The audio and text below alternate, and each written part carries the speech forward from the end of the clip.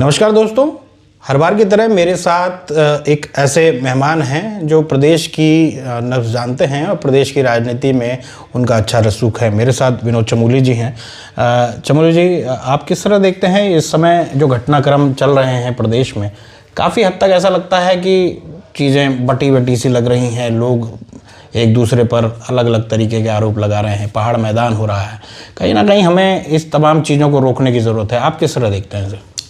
देखिए, मैंने लगातार इस बात को कहा है कि घटनाक्रम घटित हुआ, उसको लेकर पूरे प्रदेश में जो आज हम देख रहे हो माहौल बना, और सारी चीज़ें पब्लिक डोमेन में मैं पहले से ही बता रहा हूँ और सरकार के भी संज्ञान में है, पार्टी के भी संज्ञान में है। अब हमको इससे आगे निकल जाना चाहिए। जिनको निर्णय लेने हैं, जिनको इस पर कोई एक लाइन पकड़नी है, उनको अपना काम करने देना चाहिए। और हमको उत्तराखंड को विकास की ओर हम कैसे ले जाएं, ये जो खाइयाँ जो पटती हुई दिख रही हैं, बढ़ती हुई दिख रही हैं, इसको कैसे पाटा जाए ताकि सब लोग अब एक दिशा में लगकर ताकत के साथ इस उत्तराखंड को विकास की ओर आगे बढ़ाएं, उस ओर आगे बढ़ने की ज़रूरत है। लेकिन इस जो कोर प्रकरण है, जिस समय प्रेमचंद अग्रवाल की हम बात करें, तो आपको नहीं लगता कि उनके द्वारा जो बयान आया उस पर माफ़ी हो जानी चाहिए थी उन्हीं की तरफ से, तो मामला वहीं पर ख़त्म हो गया था? देखिए, उन्होंने भी खेद प्रकट किया, माननीय मुख्यमंत्री जी ने उसमें विषय लिया। और आपको ध्यान में होगा कि हमारे माननीय प्रदेश अध्यक्ष ने, माननीय महामंत्री संगठन ने, उन्होंने भी संज्ञान लिया, उन्होंने भी प्रेमचंद अग्रवाल जी से बैठकर बात की। और उसके बाद ये सारा विषय पार्टी नेतृत्व के पास है आज की तारीख में। तो आप ऐसा नहीं कह सकते कि जो कुछ वहाँ घटनाक्रम हुआ पार्टी ने उसको गंभीरता से नहीं लिया, ऐसा नहीं कहा जा सकता है। उसको ठीक करने का प्रयास भी हुआ तो उसको गंभीरता से भी लिया गया। अब मैंने कहा ना कि पार्टी को अपना निर्णय लेने देना चाहिए, क्योंकि टाइमिंग्स होती हैं पार्टी को कब क्या करना है। ये सब चीज़ें पार्टी के जहन में, पार्टी की जानकारी में है। पार्टी समय आते उस पर आगे बढ़ेगी, अपना कुछ निर्णय लेगी।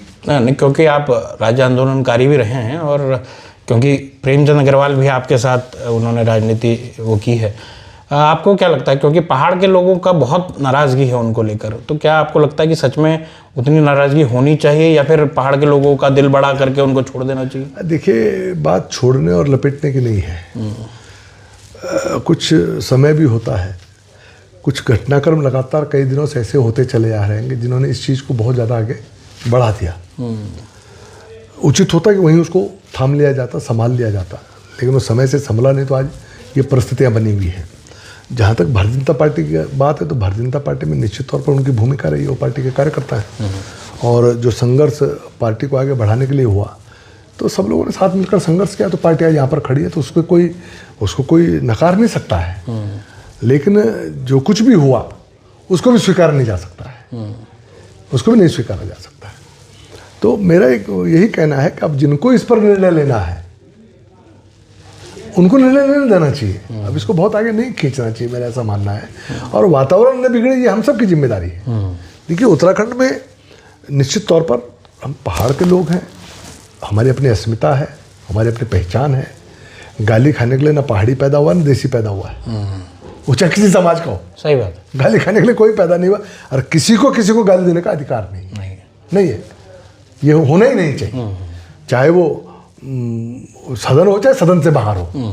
हमको अपनी भाषा को संस्कारित और संयमित रखने की आवश्यकता है। हमको इस तरह का नहीं करना चाहिए, किसी को भी नहीं करना चाहिए।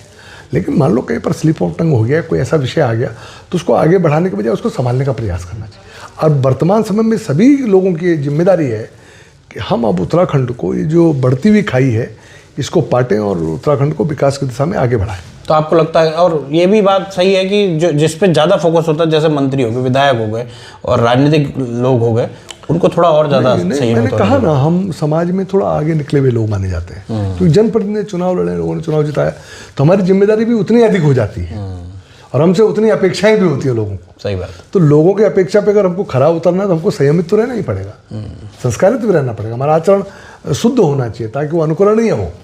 तो हम क्योंकि लोगों की नज़रों में रहते हैं, सब लोग देखते हैं हमारा नेता क्या कर रहा है, हमारा जनप्रतिनिधि क्या कर रहा है। तो इसलिए हमारा जो कार्य व्यवहार है, जो हमारा आचरण है, जो हमारा बोलने का तौर तरीका है, तो वो सारे के सारे उनमें संयम और अनुशासन दिखना चाहिए। ये सभी के लिए है। अच्छा, सदन के अंदर ऋतुभूषण खंडूड़ी को लेकर भी बड़ी प्रदेश भर में उनका जो रवैया रहा सदन के अंदर, वो बड़ा उनको लोगों को नागवार गुजरा है। और ये भी कहा जाता है कि देखिए एक क्षण में आप हीरो बनते हैं, एक क्षण में आप खलनायक भी बन जाते हैं। कुछ वैसी स्थिति नज़र आई, तो आपको नहीं लगता कि क्या कहेंगे आप इसमें? देखिए, उस पूरे घटनाक्रम को समझना पड़ेगा, क्योंकि सदन में मदन बिष्ट और प्रेमचंद अग्रवाल के बीच में लगभग तनातनी चल रही थी, खींचतान हुई। सब लोगों ने देखा उस चीज़ को। जब विषय बढ़ा तो माननीय अध्यक्ष ने, स्पीकर ने प्रेम अग्रवाल को चुप कराने का प्रयास किया। ऐसा नहीं, हमारे मुख्यमंत्री से भी कहा भाई इनको आप चुप करें, क्योंकि वो उनका जवाब दे रहे तो बहुत आक्रोशित उस समय थे, क्योंकि मदन बिष्ट ने वो सिचुएशन पैदा कर दी थी वहाँ, वो जानबूझ के प्रोवोक कर रहे थे चीज़ों को। तो उन्होंने संभालने की कोशिश की, और बाद में जब ये प्रकरण हुआ, क्योंकि मैं वहाँ पर था नहीं, लेकिन जितना मैंने उसको एनालाइज किया कि जब ये सब घटना घट गई और लखपत बुटोला उसमें कुछ बोल रहे थे, बोलना चाहिए, वो विधायक हमारे पहाड़ से आते हैं, उन्होंने भी अच्छा काम किया वहाँ पर। एक बात कही उन्होंने, और कोई भी चीज़ को स्वीकार नहीं सकता। अगर कोई भी इस बात का प्रतिकार कर रहा तो हमको उसकी तारीफ करनी चाहिए और कहना चाहिए उन्होंने अपना काम किया वहाँ पर। तो इन्होंने जो है, स्पीकर ने उनको भी, क्योंकि एक समय अवधि होती है जब आप विधानसभा में बोल रहे होते, तो ये तो नहीं हो सकता आप अकेले ही बोलते रहे आधे घंटे तक, 1 घंटे तक, क्योंकि समय के साथ ही चलना पड़ता है। तो उन्होंने उनको चुप कराने का प्रयास किया, उन्होंने कहा भाई आपकी बात आ गई, अब आप चुप हो जाइए। तो वो सीन भी मैंने देखा है, जब लखपत बुटोला जी ने वो कागज़ फाड़ा और उसके बाद ठीक है मैं यहाँ से जा रहा हूँ, तो उन्होंने बात कहा ठीक है आप जाइए, ये विषय आया था एक्चुअली। और जब चीज़ें बहुत बिगड़ती हुई दिखी, तो निश्चित तौर पर जो विधानसभा अध्यक्ष है उनकी जिम्मेदारी है कि सदन ठीक प्रकार से चले, सदन से कोई गलत संदेश न चला जाए। ये ठीक है, वो पहाड़ की बेटी है, हमारी अपनी है, हमारी बहन है, हमारी बेटी है, लेकिन उसकी जिम्मेदारी सदन चलाने की भी है। सदन से हम कोई ऐसा संदेश नहीं दे सकते थे जो कि प्रदेश में उबाल पैदा हो, प्रदेश में आग लगे, प्रदेश में पहाड़ मैदान की खाई बढ़े और बाद में हमको पाटने में बरसों लग जाएं, संभालने में बरसों लग जाएं, वो नहीं कर सकती थी। तो उन्होंने जब चीज़ें बिगड़ती हुई दिखी और बहुत ज़्यादा माहौल ख़राब हुआ, तो निश्चित तौर पर आक्रोश में उन्होंने बहुत सारी बातें कही हैं, लेकिन उन बातों को लेकर हम बैठ जाएंगे तो गलत होगा। क्योंकि ये भी मैंने कहा है कि कभी एक बात देखना चाहिए कि एक विषय गलत ट्रैक पर चला गया, अब हम एक एक करके सबको टारगेट करने लग जाएंगे तो संभालेगा कौन? हम विरोध में किसके जा रहे हैं, किसके विरोध में जा रहे हैं? तो हमको कहीं ना कहीं अपनी जो लड़ाई की दिशा है उसको एक डायरेक्शन में रखना पड़ेगा। हम उसको अगर बांट देंगे, बढ़ा देंगे, तो लोग तो चाहते ही हैं कि आप 25 लोगों को टारगेट कर दें, इशू खत्म हो जाएगा। बहुत सिंपल सी है। तो आपने कहीं ना कहीं अपनी लड़ाई को कमजोर करने का काम कर रहे हैं। ठीक है, उससे जितना हुआ उसने अपना स्पष्टीकरण भी दे दिया, और मैंने पहले भी कहा है कभी एक घटनाक्रम के कारण आप आदमी की पूरी उपलब्धियों को जीरो घोषित कर दें तो नहीं हो सकता।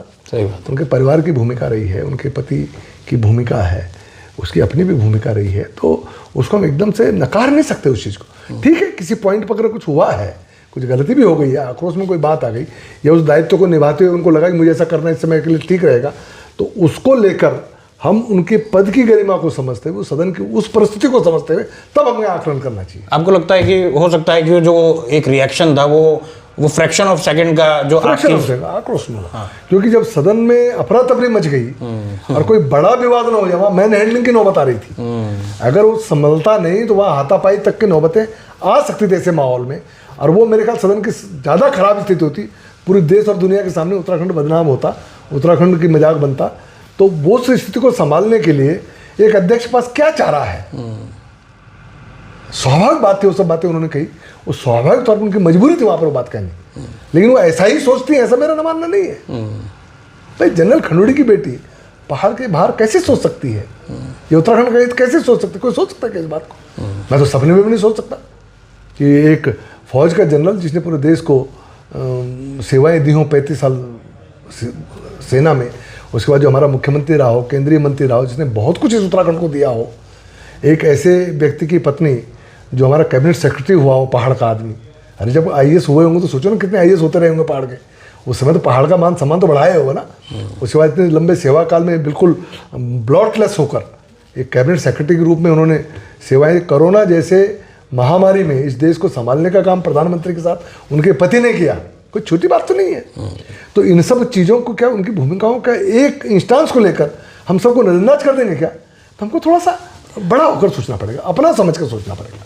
आप जब ये बात कर रहे हैं तो मेरे को एक चीज़ वो भी याद आ रही है, जब शिवाजी धर्मशाला के बाहर जो है वो भुवनचंद्र खंडूड़ी जो हैं वो जब भाजपा के झंडे को कर रहे थे और आपने जिस तरीके से उन्हीं का विरोध कर डाला था, पार्टी के लिए आपने उनका विरोध कर डाला था। आप बहुत करीबी माने जाते थे भुवनचंद्र खंडूड़ी के, तो हो सकता है फ्रैक्शन ऑफ सेकंड का उनका जो फैसला रहा हो, लेकिन आपने कभी पार्टी से इतर बात नहीं की। मैंने उस समय उस बात का भी विरोध किया था, मैंने नाराजगी झेली भी है उनकी काफ़ी समय तक, लेकिन मैंने अपने कार्यकर्ता होने का दायित्व तो निभाया उस समय। लेकिन मैं खंडूड़ी जी का विरोधी तो कभी नहीं रहा। उनके जो कृतित्व थे मैंने उसको कभी नहीं निकाला। उन परिस्थितियों में उन्होंने जो निर्णय लिया, मैं उन परिस्थितियों में उस निर्णय का विरोधी था, उस निर्णय का विरोधी था। मैं जनरल का विरोधी नहीं रहा, जनरल के जो उनका कृतित्व रहा उसका कभी विरोधी नहीं रहा, उनकी शख्सियत का कभी मैं विरोधी नहीं बना, न होऊंगा। तो आप फ्रिक्शन ऑफ सेकंड के लिए वो क्या कर रहे हैं, हमको उसमें किस ढंग से रिएक्ट करना है, वो उस समय आपकी भूमिका बताती है।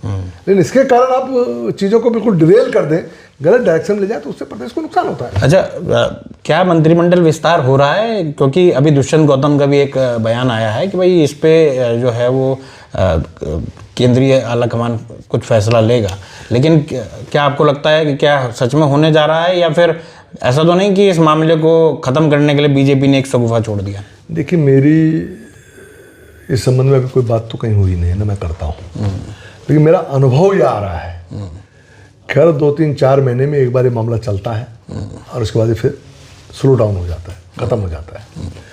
तो मैं इसको उसी क्रम में देख रहा हूँ कि एक माहौल बना हुआ है अब, क्योंकि पूरे प्रदेश में एक इस तरह का माहौल बन गया। लोग चाहते हैं प्रेमचंद हटे, लोग चाहते हैं फलाना हटे, लोग चाहते हैं फलाना हटे, तो लोग कह रहे हैं हट रहा है, इस्तीफा दे रहा है। ये आजकल सोशल मीडिया पे आप देख रहे हैं, वो लोगों की चाहत है कि ऐसा सा हो, लेकिन पार्टी क्या चाह रही है ये किसी को पता नहीं है। तो कोई पार्टी लोगों की चाहत के हिसाब से चलेगी ऐसा नहीं है, पार्टी अपना दूरदर्शिता के हिसाब से चलेगी।